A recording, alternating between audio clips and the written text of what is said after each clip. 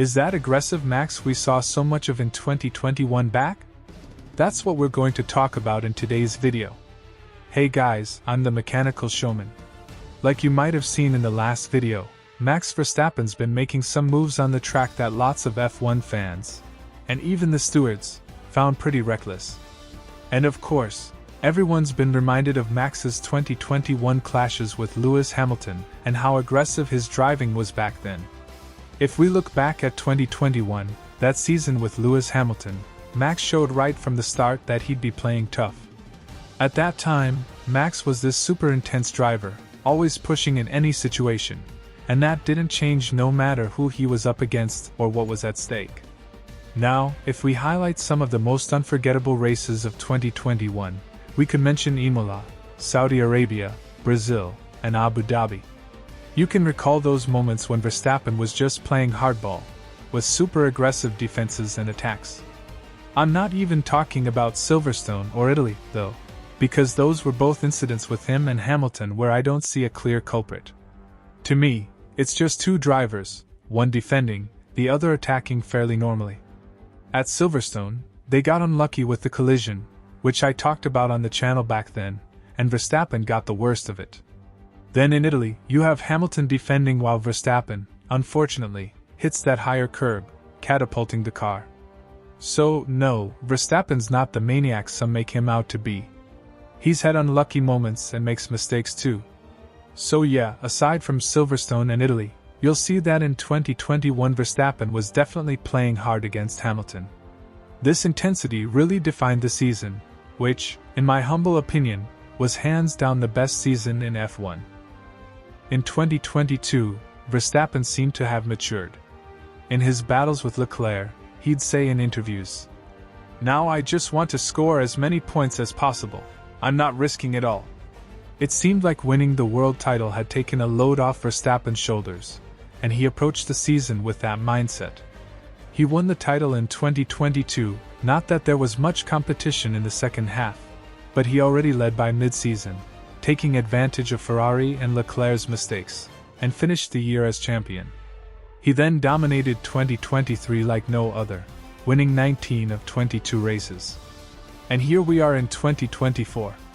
While he didn't have much competition, he was following the same pattern as in 2023, just managing his obligations. But then Lando Norris comes in from Miami onwards with a shot at the title, and now Verstappen stepping up his game. What happened in the US and now in Mexico seems very similar to me. Some people use F1 rules to argue against Verstappen, and they might have a point. But my take isn't about whether it's right or wrong based on the rulebook, it's about how the rules themselves are poorly written and open to interpretation. Verstappen's moves in both races were pretty much the same. In one race, he's at the apex, in the other, he's not. These are marginal differences. In one, he barely hits the apex, in the other, he misses it by a small margin. In both, he brakes late, and both times he risks pushing Norris off the track, which could have caused a crash.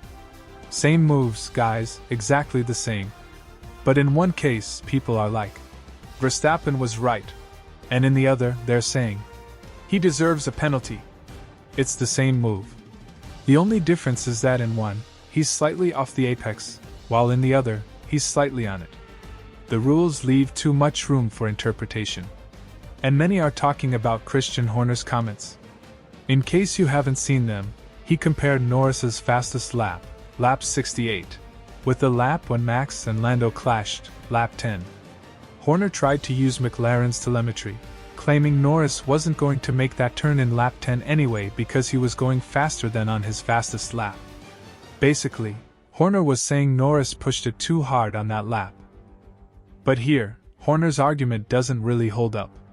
He's implying Norris forced Verstappen into a bad move, but it's not like that. Norris actually brakes earlier on turn 4 of lap 10 than he does on his fastest lap, and still, Verstappen plays so tough that Norris gets forced off the track. That's what Norris's telemetry shows. And yeah, it's just regular competition. But on that other turn where they both go off, Norris loses a lot more speed because he's forced out. You can see that he brakes earlier and still loses a lot more speed than on his best lap.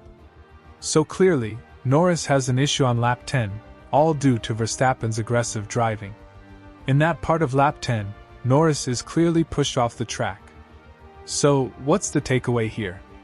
Max is still that relentless, aggressive driver fans love, and it's all good. It's really fun to watch. No one wants a boring race. But Horner's argument isn't all that solid. It has big gaps, leaving out some key points. But at the same time, it makes sense. He's the head of Red Bull. He has to protect the team's interests. Remember, Verstappen's still in the championship. But my view on racing stays the same. I don't think Verstappen's tough play here deserved this penalty. To me, it feels like the penalties are more a way of compensating for the US Grand Prix than something they'd apply to every driver. Verstappen did the same thing, which shows there's a flaw in the rule. The rule itself is weak here and needs to be clearer.